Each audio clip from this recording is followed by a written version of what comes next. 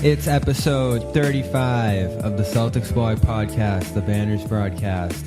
And now we feature none other than one of the greatest Celtics writers there's ever been. Or, you know, not. I don't know. A Celtics writer. He is a Celtics writer. And he comes from Celtics Hub, and now you can call him a writer for CelticsBlog because he's on the team, and that means he's on the podcast. He's Sam Sheehan.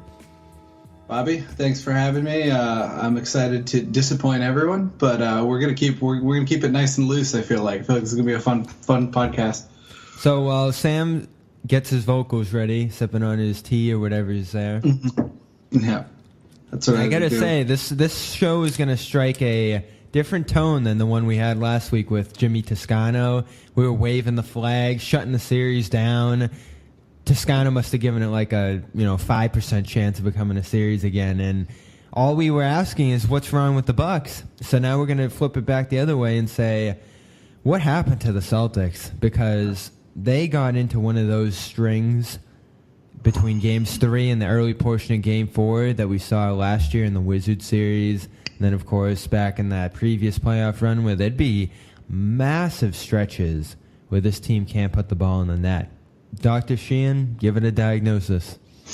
I really think it begins and kind of ends with turnovers. I mean, I hate to bring it back to that because that's kind of boring. That was everyone's diagnosis before the series. But if you look at the last 2 games, that's really kind of what's been, I don't know, jumping out at me. I have a piece coming out tomorrow. I don't want to spoil it too much, but I'm kind of addressing this turnover problem, and namely some of these deep bench guys like Morris and Greg Monroe. Some of these guys have had real turnover problems, and it's really hurt the Celtics in the long run because you cannot.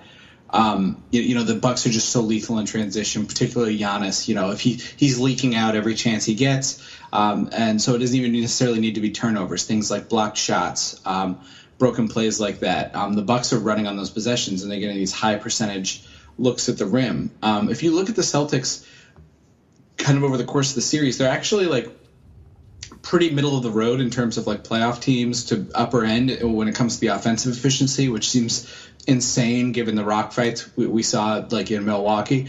But it's really the defensive efficiency that's really killed the Celtics. They're the worst playoff team that's still alive. The only team that had a worse defensive efficiency in the playoffs is the Trailblazers, who have already gone home and are done their exit interviews and everything like that. Yep. So to see the Celtics just, I think that turnovers are, kind of creating this defensive problems and they're also just so deflating, and it can be so hard to get back into your offense. So hopefully the home crowd can kind of re-energize the Celtics and kind of get them back on the right page as far as that stuff's concerned. And they're not turnovers, but the blocked shots have been insane. Mm-hmm. Just the sheer volume of them. And Stevens talked about after Game 3 that once you get in that hole, a lot of his players have been starting to force the issue, and that creates even more blocked shots, even more turnovers. It's just kind of the spiral effect. And when we're talking adjustments, the Bucks have made them. They went down the bench to Thon Maker, who wasn't playing at all toward the end of the regular season and even into the postseason, and now Giannis is calling them the game changer in the series. And I actually did add in a piece after Game 3 too. His emergence, and Jabari Parker's too, to a higher degree because he's given them more offense than Maker is, has sort of made the Bucks who we all thought they could have been back under Jason Kidd, just this disruptive menace that has really torn the Celtics apart. I don't even recognize the Celtics right now. Look how good this team was defensively all year, and then offense came and go, but early in the series they looked like they were going to get whatever they wanted against this Bucks defense, and now it's just the complete opposite. So I think the Bucks finding themselves has done as much as anything to throw the Celtics off. Yeah, I mean, you got to get credit where credit. I made a joke today on Twitter that the Celtics have had 5 really important injuries that really went against them, and it was Marcus Smart, Kyrie Irving, Gordon Hayward, Daniel Tyson, John Henson. Yeah, just because it's kind of allowed Milwaukee to sort of find a better rotation for themselves. Brogdon coming back. I mean, the Bucks also got healthy at the right time, which the Celtics did not. They're getting Brogdon back. Dellavedova in fits and spurts. I mean, he won the game for them in Game 4. On that Marcus Morris, with that disruptive little Marcus Morris, those 2 points ended up being the game at that end of first quarter. Yeah. Things. So things like that have been helpful, and it kind of it nullifies that that coaching advantage that the Celtics have. I would like to, credit where credit is due, though. It's really impressive to see Thon Maker out there. 38-year-old guys like that being able to jump. It's really, it's impressive. I said before the show we weren't going to do that, but you went and did it. Well, I'm This sorry, isn't the Celtics post-game show. We have standards around here. Okay, he's 29. I'm sorry. I apologize. All right. Let's pull it back and talk about rotations, because the Celtics, I mean, can you do the math right now? 11 players. I don't even know how many possible rotations there are, but it seems like there's 2. And they're pretty much going between big ball and small ball at this point. And I'm labeling it big ball. I don't think it's going to catch on, but that's what they were rolling with early in the series. Yeah. And against the smaller lineups Milwaukee was throwing out there, Greg Monroe was able to have an impact in this series. Al Horford was thriving. It seems like decades ago. He had the 22-12-4 game in Game 1, and he was back. And he has still persisted throughout this series with effective play, so I'm not going to get on him too much. But it does seem like the Celtics are in a little bit of an identity crisis right now. They don't know which way they're going to go. They're kind of swaying based off the results, and Milwaukee has too. They've totally overhauled their rotations, and it does seem like more of a normal thing for the playoffs now is when things change drastically, there's going to be drastic adjustments made in turn.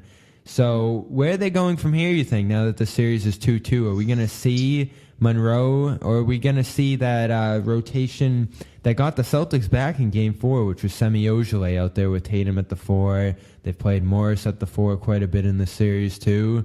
So what direction are they going to sway in? I think that, something that I thought that was, really interesting is I've looked up and, the Celtics starters have actually outplayed the Bucks starters, which, it kind of makes sense when you think about it, because this is that what's really killing the Celtics is their bench. Guys like Morris, Shane Larkin, Greg Monroe are very negative in the series, like in terms of plus minus. Even though, but if you look at them individually, some of the lineups that they've been out there with that have them with starters like Morris and the starters or Monroe and the starters, those lineups have had a little bit more success. So it's when the Celtics go to these more pure bench units that they really mess up, and that's and I think that that's kind of a byproduct of the turnovers again. I think one thing that's would really help is if Marcus Smart was available for Game 5, that would really change the complexion of this series a lot. Just because Shane Larkin, God bless his heart, he's a competitor, I guess, some might say. Competitor. But he, he's just too small, and especially against this long Bucks defense, it's an absolute nightmare matchup. Yeah, he got plowed over on a switch by Parker one play, I remember. Yeah, and it's just and it's a big difference to have Shane Larkin in the post versus hell beast Marcus Smart in the post. There's those two. Those are just wildly different things. And something else I think Marcus Smart can really help is just playmaking. I mean, the Celtics, besides Al Horford, they really don't have a lot of playmaking on the roster. Terry Rozier has done a nice job getting those assists, but that's not his. You see Terry Rozier try and make a lob play, and it's clear that point guard is not really his skill set. He's really more of a small shooting guard, and there's nothing wrong with that. But it's allowing the Bucks to sort of wall off at the point of attack and send 3 guys into the paint when the Celtics do get in there low, and those backdoor lobs, things like that, are open. And I would like to see Marcus Smart kind of get some primary ball handling duties when he comes back, and see if he and Al have a great lob rhythm. And I think Marcus could really exploit the Bucks when they do cheat to one side like that, because the Celtics really haven't been making them pay with that, particularly on these with how hard Maker is biting on everything, and just how many guys they're showing where they're basically letting Giannis play free safety out there. So yep. it would I think that would really help to just get some bigger, more steady playmaking when it makes sense, because everyone's injured. And when this episode drops, Marcus Smart's going to be seeing the doctor, and he is questionable for Game 5, which blew up Twitter, and for right reasons, because he is a guy they've missed so much on both ends of the floor, for all the reasons you said, and the fact that he's just another guy who can fit in those smaller lineups. And that does seem, that's where I think this series is going, is that by Game 7, and I do think this is going 7 games now, hard to think it won't, they're just going to be running small lineups right at each other, and whatever team is going to be stretching the floor better, creating space better, is going to take this one, and we'll see where that goes with Smart's return. And I'm really excited to see, just because I think Giannis is one of the underrated hothead guys in the NBA. Because he's so like off the court, he's got such a joyful demeanor and he's so happy. But on the court, like he lets the game get away from him sometimes, like in his temper and stuff. And I just feel like Marcus Smart is custom built to sort of do some chicanery there to kind of make Giannis lose his temper a little bit. So that's something else, I'll be looking for. But I really think, you got to think Jason Tatum's going to get going at some point. I don't know when, but I can't imagine they're just going to be able to keep putting Brogdon and Tony Snell on him with no consequences, because that's the other, kind of thing that's jumping out to me, especially with Jaylen Brown stepping up the way he has. And Game 3 was a complete wash. We don't have to really get into that one too much. But Game 4 did have some interesting topics out of it. The lineups, of course. I think you're going to see Smart in the role that Semi Ojeleye did in that lineup that pushed the 20-6 run to get them back in it. Tatum at 4, I think, is really interesting, because that's a role he started in early on this year and didn't quite persist throughout the year. They started going bigger, and that just carried on throughout the year. And Morris would get spurts at that 4 spot, but they kind of threw away that small ball 4 for the most part this year, and now it's making a little bit of a comeback. So it's good to see him out there with a little bit of a support from some muscle, like Semi or Smart. Yeah. He needs it out there, because those battles at the 4 can still be tough, even in small ball. The biggest storyline out of Game 4 was the last shot Morris took, the play that set it up. Jared Weiss had a big piece on that. I think we probably covered it as well a little bit. What did you think of that play? A lot of people were ripping it today. If it doesn't work, it doesn't work. I think Jared had asked Brad after the game, and got this full story, and it was designed to be a Terry Rozier 3 for the win, but the Bucks had kind of sniffed it out. So a busted play, is a busted play. You got to kind of credit the Bucks, and in that case, I guess.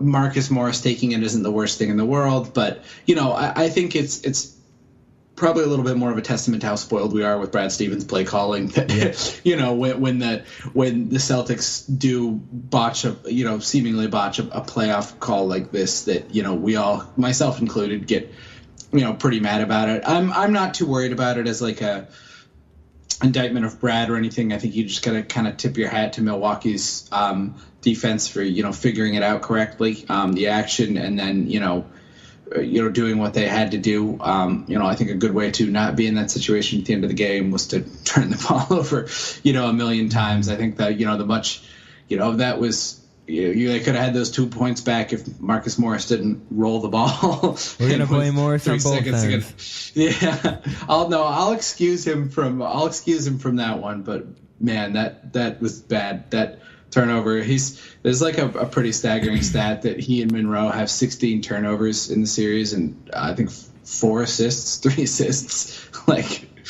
It's not great. Monroe's rotating in slow motion. It's bad. It's been widely noted, and he is having a tough time on the defensive end still, which has been a consistent throughout his Celtics tenure. And I'll give him credit. The guy goes hard. He definitely has an intensity on the defensive end, but just not the footwork, not the speed to match it. And he's going to be tough to play the rest of this series. Yeah, I don't think both Morris and, Monroe, those guys clearly care. I'd rather those guys do what they're doing now, where it's, it's more like a wild, frenetic energy that, they want to contribute and they want to help, and, the heat of the moment, and they're, doing what they have to do. It's up tempo, it's energy, but it's just, it's not being there, and they're turning the ball over. And I think that, this isn't necessarily what, the Celtics need in this series. Do you think that, Bobby, I want to ask you, do you feel like, because this is something I kind of noticed, do you feel like that they the Bucks sort of having a history with Monroe, having him on the team, do you think that's kind of working against him as well? Because it seems like they kind of, they know his bag of tricks a little bit, and that seems to, they seem to be guarding him a little better with some of that stuff. It can't hurt, absolutely. Yeah. And it's funny that we were asking early on whether they would have taken Monroe back for the series early on in exchange for Bledsoe because of how poorly he was playing, and he has reversed the trend too. And I'll give that team credit. I couldn't name the coach of them going into this. I probably should as a guy who covers the NBA, but I couldn't. And Prenti has done a nice job.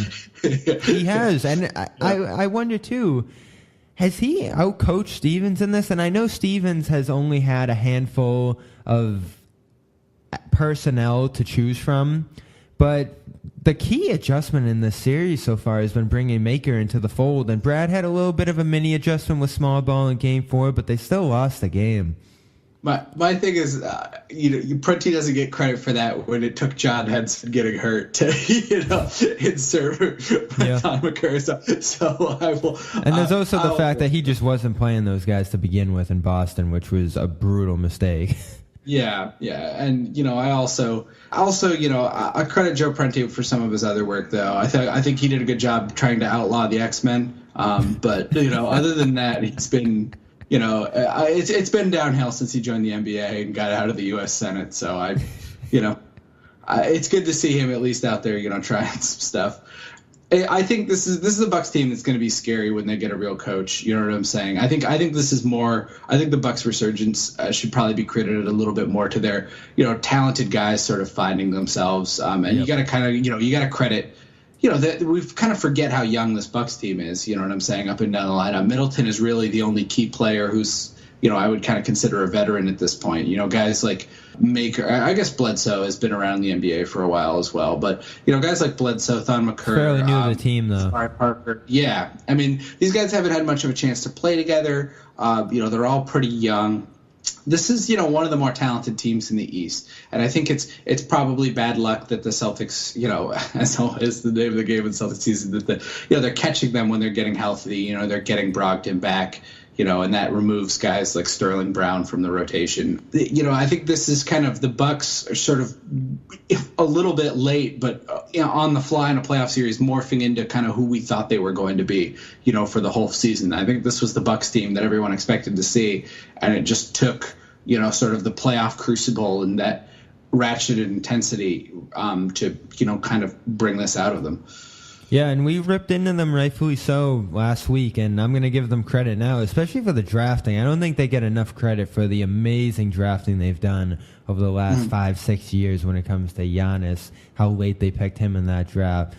Maker, he hasn't panned out so far, but if it's going to happen in the first round of the playoffs, you'll take it. Brogdon, a second-round Rookie of the Year.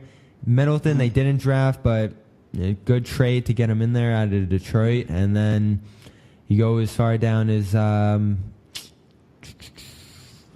you can keep going. I mean, I mean, Parker too. Parker, like he hasn't panned out, but this is more of an injury, thing than anything. It's gonna be fascinating to see how his contract negotiations play out this year. It's crazy that he's already at the point where he was entering restricted free agency, and it's funny to think about how many Celtics fans on draft night would have drove Marcus Smart to the airport if we could have had Jabari Parker instead of Marcus They're both Smart. in similar boats, it feels like, going into their restricted free agencies. Yeah, I just feel like I would not be surprised if Marcus Smart got more money than Jabari Parker. That's going to be my my hot take, but I don't know. I think that this is a Bucks squad that, like, God, if they just didn't trade away some draft picks with their, the weird Grievous Vasquez move they made a couple of years ago, and they whiffed a little bit on Rashad Vaughn, but they've hit on a lot of these other guys, and I think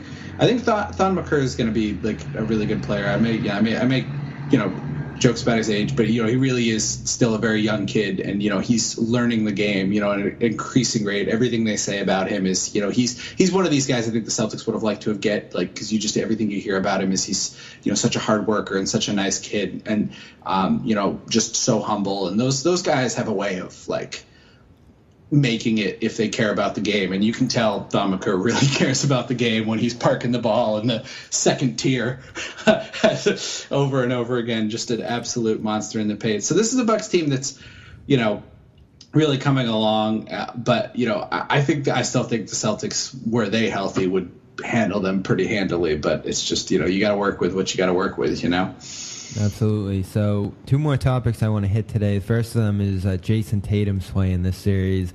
You've dove into that a little bit. His first playoff series, his introduction to the postseason, many of them ahead, I would say. Mm-hmm. You went back and forth on whether they need more from him. Jaylen Brown has been an A+. I think anyone would agree on that. But there's been spurts of struggle from the field for Tatum. How would you gauge his play so far?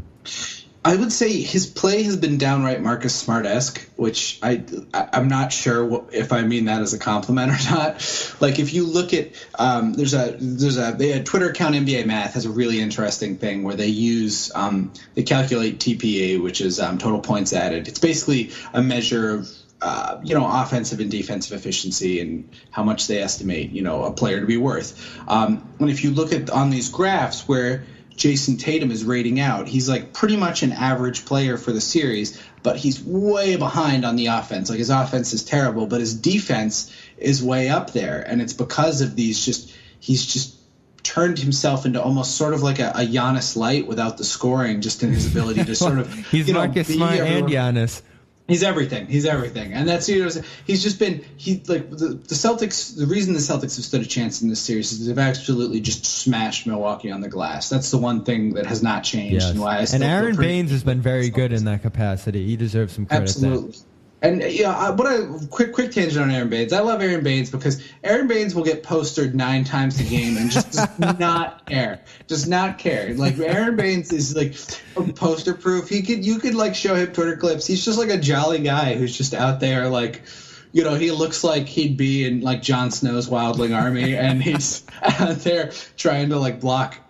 He will contest all the shots, and he's gotten his hands on some of them. He's jammed up some of Giannis's dunk attempts, but those don't get played, 9 times on SportsCenter on ultra slow mo. But just the Celtics rebounding is what's been just absolutely phenomenal for them in this series. And I think that's very consistent. It's been consistent over the 4 games. It's one of the few things that's been consistent for the Celtics, and why I still think they have a really good chance to win this series with some of Milwaukee's hot 3-point shooting and the turnovers if they just, get that under control. And Jason Tatum's been a big part of that, rebounding in these small ball lineups with him and Al Horford out there, finding ways to get in there on the glass. Jaylen Brown doing this as well, helping out from the 2-guard spot. And he's just had a lot of steals, a lot of blocks for him. And just being in the right place and being disruptive in a series where the Celtics really need that. So, on the one hand, there's that. But on the other hand, this is a guy who offensively was just so lethal throughout the year. And, we really saw it at the end of the year that he sort of, turned back into, what he was during that initial Celtics win streak where he looked like, a rookie of the year candidate till, Simmons and Mitchell really took off and he sort of settled in at 3rd place. And this is what we're going to expect of him, going forward is, I think is to be like, sort of this smooth Paul Pierce, style scorer who's got, a whole bag of tricks and all these moves. And, you see it sometimes. There was that incredible reverse he had where he was like 8 feet by the basket and just threw it up over his shoulder off the glass. He'll go wide and left and finish right from like a very far angle.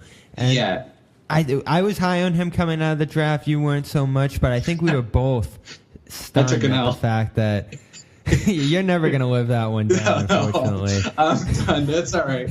You take it out. This is the game it takes. I'm retired from the draft. Danny Ainge has owned me in like 13 straight drafts. I didn't like the Jaylen Brown pick. Throwing it back to that Parker draft, he wanted Embiid too if we look back on it. So if they were in position, they probably would have won that draft too. But anyway, think about the fact that this guy is going to be the perfect for the future of this league. He's so tall. He's taller than they list. I guarantee that. And the way he blocks shots around the rim, the length, and then stretching the floor on the offensive end, he brings you everything you need on both ends of the floor. So now the fact that he's making up for some of his offensive struggles with the defense, like you talked about, is just incredible. And he's still knocking down the three at a high rate, which we forget was the other concern of his coming out of college. So both of the biggest concerns we had from him out of Duke have turned into his biggest strengths in this series. So that is something to behold, a big positive with Brown's growth and just the experience they're going to get. Now, that's why I want to see them go to the next round, is get 5, 6, 7 extra games under their belt as a team. Marcus Smart back in there will also help. But should we expect the Celtics to win this series? I don't. Expect is like a strong word. You know what I'm saying? I mean, it's a 3-game series at this point. You know, the Celtics do have home court. You know, they got to take care of the ball. I think particularly if Smart comes back and he does, you know, he looked like the Marcus Smart he was when he, you know, came back from his fight with the picture frame earlier this year. I think, you know, we'll see him, you know. I think the Celtics should be the favorites, especially if Marcus Smart comes back, because, you know, Shane Larkin has just been abysmal in terms of, you know, plus minus. I think just because that size really does not, it's not really Shane's fault. This is just not the series for him.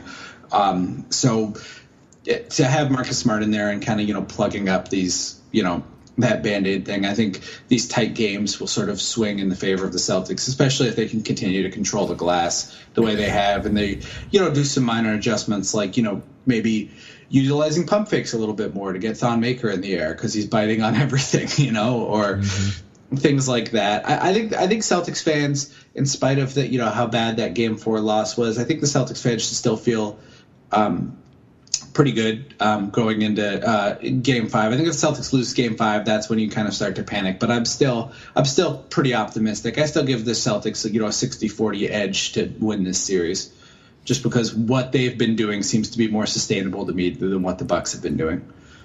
Yeah, I'm still leaning toward the fact that they should win it. I'm in that department. I'm going to stay over there. I want that extra series, even though it's probably not going to mean much. I think the experience helps. You still have Al Horford, who has played very well here, and that is a very important factor. Jaylen Brown has not matched Giannis's greatness, but he's very close the way he's played so far in this series. So even though the personnel's gone, the depth isn't there, there's still plenty of talent on this team. Marcus Morris has underperformed a little bit, as we've talked about. And the 2-0 lead. You had that 2-0 lead in this series, so that's still something I look to and say I'll just be a little bit disappointed if they aren't able to close this. Now, the expectations aren't there for this team to make a deep run without Irving, Hayward. I understand that. I've gone into it with Snotty dripping about that a little bit, but it's the series, Milwaukee, all the trash talk we had about them last week, the position the Celtics put them in early with the dominance they were showing.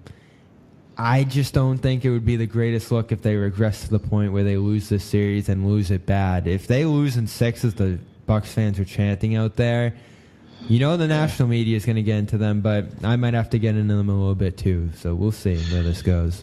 Yeah, I think the Celtics will really be in trouble, you know, if they lose this first-round series going forward. They're going to have to figure out a way to add, you know, 2 All-Stars to that playoff rotation, and you know, there you maybe go, some the top rebuttal. draft picks. Yeah.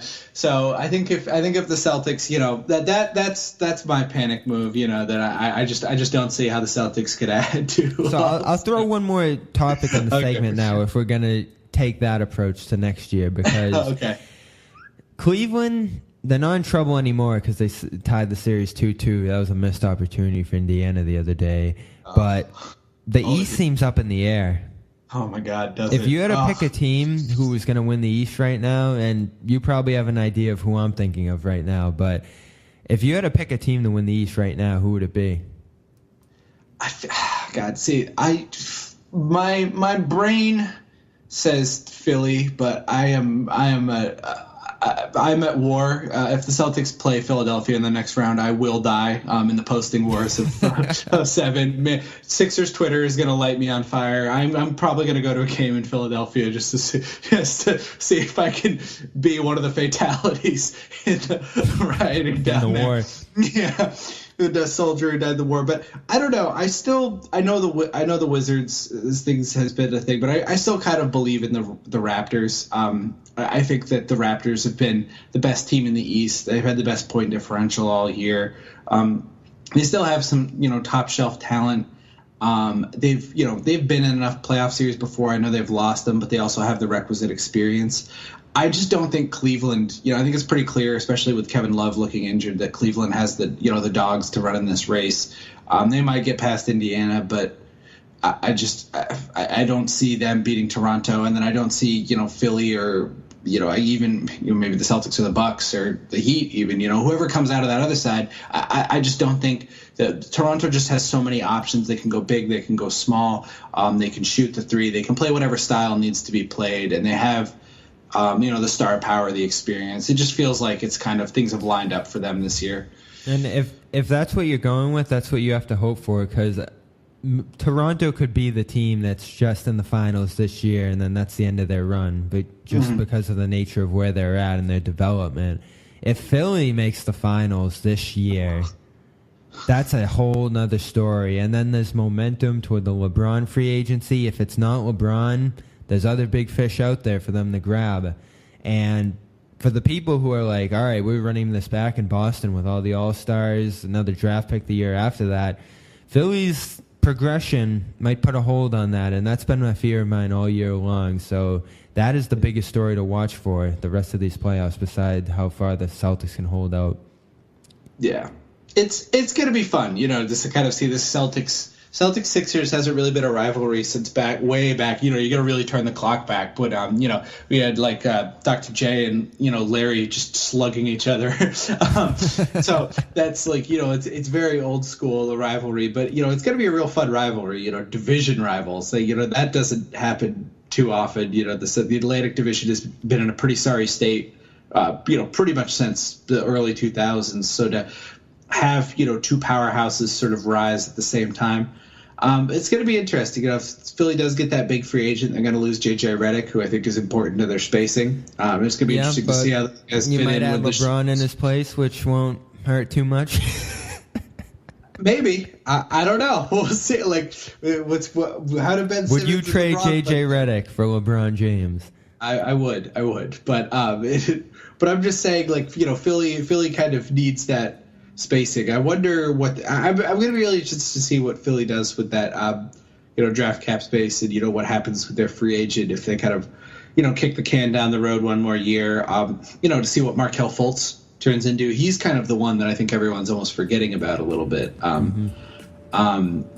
their draft chest is pretty much empty. They've pretty much used everything. This Lakers pick is their kind of last chance to get something nice out of it. And the Celtics are just going to keep having, great picks. They could have, the Celtics could end up having like 3 picks or in the top 15 in 2019. So, and one of them could be 2. So, and if they do have to kick back the candle, this is all a conversation for another show. That helps out too. We'll throw this one back to the offseason. We'll talk to you about it then. But for now, playoff analysis with the guy who does it best, Sam Sheehan. Bobby, thanks for having me. That's episode 35. We'll see you when this series concludes.